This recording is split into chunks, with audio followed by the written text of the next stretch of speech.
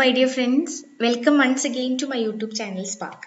I hope you all are doing well and preparing well for your exam. Today we are going to discuss about behavioral theories of personality. In my previous sessions, we have discussed about psychoanalytic theory of personality and humanistic theories. And today we are going to discuss about two important behavioral theories, B.F. Skinner's Operant Conditioning and Albert Bandura's Social Cognitive Theory. And before moving to the session, I just remind you to subscribe my channel if you have not yet subscribed. And if you find this channel useful, please do like and share my videos. And please do recommend this channel to your friends also. And now we can move to the session. First of all, we have to discuss about behaviorism. So what is behaviorism? Behaviorism, also known as behavioral psychology, and it is basically a theory of learning. It is based on the idea that all behaviors are acquired through conditioning. As you all know, conditioning occurs through interaction with the environment, and behaviorists believe that our responses to environmental stimuli shapes our actions. And the behavioral theory suggests that personality is a result of interaction between the individual and their environment. And this theories study the observable and measurable behaviors. And who is B.F. Skinner or Burrus Frederick Skinner? He was one of the most influential of American psychologists, and as a behavioralist, he developed the theory of operant conditioning. And he was best known for his experiments on changing behavior. It means roughly changing of behavior by the use of reinforcements, which is given after the desired response. And his idea of shaping behavior is prevalent in the parenting and teaching techniques of children and students. And Skinner studied operant conditioning by conducting experiments using animals which can be placed in a Skinner box. We can explain about Skinner box later. So now we can discuss about Skinner's operant conditioning. Skinner used the term operant to refer any active behavior that operates upon the environment to generate consequence. The operant conditioning begins with a response which is known as operant. So this response is known as operant and which has some effect in the organism's environment. The operant conditioning involves learning through the consequences of behavior. And according to this principle, behavior that is followed by pleasant consequences is likely to be repeated, and the behavior followed by the unpleasant consequences is less likely to be repeated. So it's about a brief description on operant conditioning. So next we can discuss about the components of operant conditioning. The operant conditioning has two important components which are reinforcement and punishment. I hope you all are familiar with B.F. Skinner's reinforcement and punishment. Actually, reinforcement is something that happens after a behavior or event that strengthen or increase behavior likely to occur again and again. According to Skinner, reinforcement has two effects. It strengthens the behavior and it rewards the person. So, it's a kind of behavior or event that strengthen or increase behavior likely to occur again. So then what is punishment? Punishment is a presentation of an adverse event or outcome that causes a decrease in the behavior it follows. So here we can see an adverse event or outcome that causes a decrease in the behavior. And punishment is also defined as an opposite of reinforcement since it is designed to weaken or eliminate the response rather than increase it. So both reinforcement and punishment come into two forms, positive and negative. In the reinforcement we can see positive and negative reinforcement, and in the punishment also we can see positive and negative punishment. So what is reinforcements? As we mentioned before, it is something that happens after a behavior or event that strengthen or increase behavior and which are likely to occur again. And reinforcements are in two forms, that is positive reinforcements and negative reinforcement. Positive reinforcement are favorable events that are presented after a behavior. It is also known as reward learning. For example, when a child cleans their room, they receive some kind of gift as an allowance. And the response of cleaning the room results in the application of an tangible reinforcer, that is the gift. And the positive reinforcement strengthen a behavior by providing a consequence an individual finds rewarding. And as we mentioned before, Skinner studied operant conditioning by conducting experiments using animals, which can be placed in a Skinner box. And Skinner showed how positive reinforcement worked by placing a hungry rat in a Skinner box. And the box contained a lever on the side, and as the rat moved around the box, it would accidentally knock the lever, and immediately it did so, a food pellet would drop into container next to the lever, and the rat quickly learned to go straight to the lever after few times of being put in the box. The consequence of receiving food if they pressed the lever ensured that they would repeat the action again and again. So, it's the experiment done by Skinner with a hungry rat. So, he showed how positive reinforcement worked by the rat in a Skinner box. So, next is negative reinforcement. It is a response or behavior which is strengthened by stopping, removing, or avoiding a negative outcome or aversive stimulus. It is also known as escape avoidance learning. So, negative reinforcement is a response or behavior which is strengthened by stopping, removing, or avoiding a negative outcome or aversive stimulus. For example, if you do not complete your homework, the teacher will give you additional homework. So, you will complete your homework to avoid doing extra homework, and thus strengthening the behavior of completing your homework. And this negative reinforcement always strengthens behavior because it stops or removes an unpleasant experience. And in the negative reinforcement, Skinner showed how worked by placing a rat in his Skinner box and then subjecting it to an unpleasant electric current which caused it some discomfort, which is the experiment done by Skinner for the negative reinforcement. As the rat moved around the box, it would accidentally knock the lever. Immediately it did so, the electric current would be switched off. The rat quickly learned to go straight to the lever after a few times of being put in the box. The consequence of escaping the electric current ensured that they would repeat the action again and again. And in fact, Skinner even taught the rat to avoid the electric current by turning on a light just before the electric current came on. The rat soon learned to press the lever when the light came on because they knew that this would stop the electric current being switched on. So it's about an experiment on negative reinforcement by Skinner. So next we can discuss about punishment.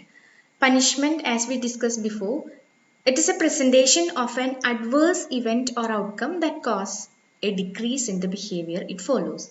And the punishment might be positive or negative.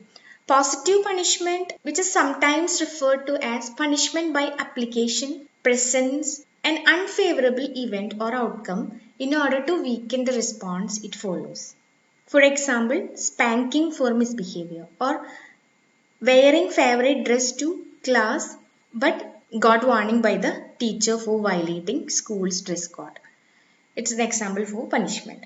And in the negative punishment, it is also known as punishment by removal, which occurs when a favorable event or outcome which is removed after a behavior occurs. For example, after getting low grades in her subjects because of spending more time in texting rather than studying, her mother takes her cell phone away. It is a negative punishment. Now we can move to schedule of reinforcement. We can see different schedules of reinforcement. We can discuss each in detail and explain each with the help of Skinner's experiment. First one is continuous reinforcement. Continuous reinforcement includes delivering a reinforcement every time a response occurs.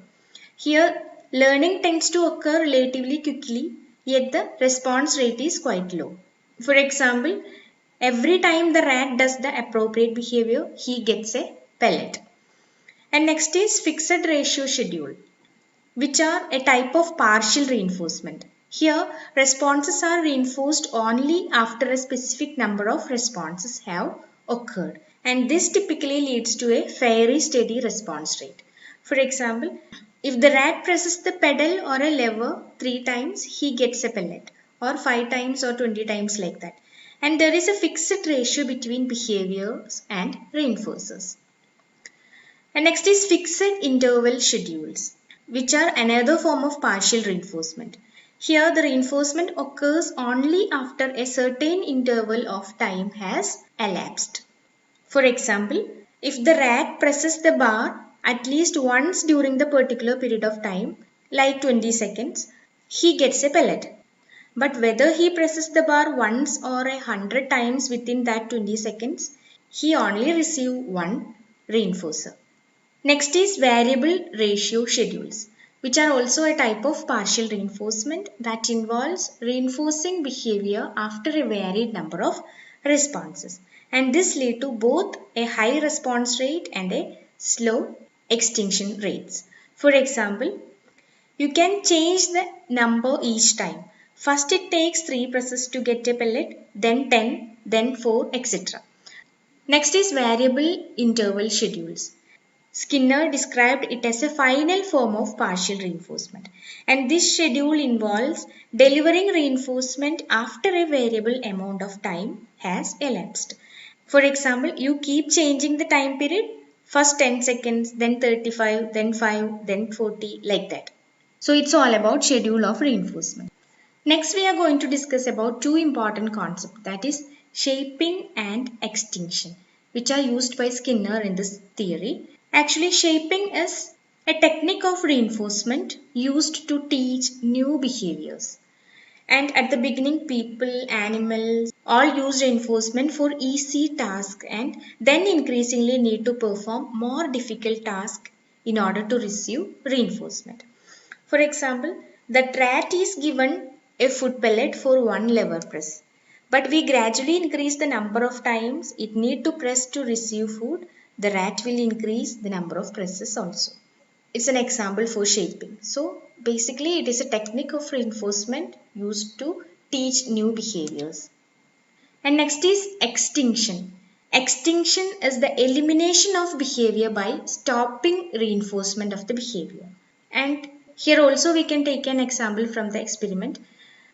The rat who received food when pressing the bar but receives food no longer and will gradually decrease the amount of the lever presses until the rat eventually stops lever pressing. So it's all about Skinner's operant conditioning. So next we can discuss about social cognitive theory by Albert Bandura. So next we can discuss about Albert Bandura's social cognitive theory. He was born in Alberta in the year 1925, and as you all know, he was interested in behaviorist learning theories. And one of the earliest and most basic assumptions of Bandura's social cognitive theory is that humans are quite flexible and capable of learning a multitude of attitudes, skills, and behaviors, and that are a good bit of those learnings and which are a result of various experiences. And he believes that the observation allows people to learn without performing any behavior. And the important to social cognitive theory is the assumption that they learn through observing the behavior of the other people. And he says that observational learning is much more efficient than learning through direct experiences. Children observe characters on television, for example, and repeat what they hear or see. And they need not enact random behaviors, hoping that some of them will be rewarded. So next we can discuss about an important concept which is related to this theory. It is modeling. The core of observational learning is modeling. Here, learning through modeling involves adding and subtracting from the observed behavior and generalizing from one observation to another. Or in other words, modeling involves cognitive processes and is not simply mimicry or imitation. So, modeling involves adding and subtracting from the observed behavior and generalizing from one observation to another. And Bandura says that it is more than matching the actions of another, and it involves symbolically representing information and storing it for use at the future time. So next we can move to four processes of observational learning. Bandura in the year 1986 recognizes four processes that governs observational learning, that is attention, retention, reproduction and motivation. First is attention. As we all know, in order to learn, we need to be paying attention. And the nature of behavior being modeled affect our attention also. So, we observe behavior that we think it is important or valuable to us. It's about attention. So, next is retention. It is the ability to store information is also an important part of learning process. And retention can be affected by the number of factors. But the ability to pull up the information later and act on it is a vital to observational learning. So, storing information is not only an important part, but we must be able to pull up the information later and act on it is vital to the observation learning. The other two processes are reproduction and motivation. In reproduction, after attending to a model and retraining what we have observed, we then produce a behavior. In converting cognitive representation into appropriate action, we must ask ourselves several questions about the behavior we modeled. Or simply we can say, once you have paid attention to the model and retained the information, and it is the time to actually perform the behavior you observed. Further practice of learned behavior leads to improvement and skill advancement. And next is motivation. Observational learning is most effective when the learners are motivated to perform the model behavior. Here, attention and representation can lead to the acquisition of learning, but the performance is facilitated by motivation to enact that particular behavior. For example, if you see another student rewarded with an extra credit for being to class on time, you might start to show up a few minutes early each day. So it's all about four processes of observational learning, that is attention, retention, reproduction and motivation. So now we are going to discuss one of the important concept, that is self-efficacy, which is used by Albert Bandura in his social cognitive theory. He defines self-efficacy as a belief in one's own capacities to organize and execute the course of action which are required to produce given attainments. Or simply we can say like it is a perception on one's own ability to perform a task successfully.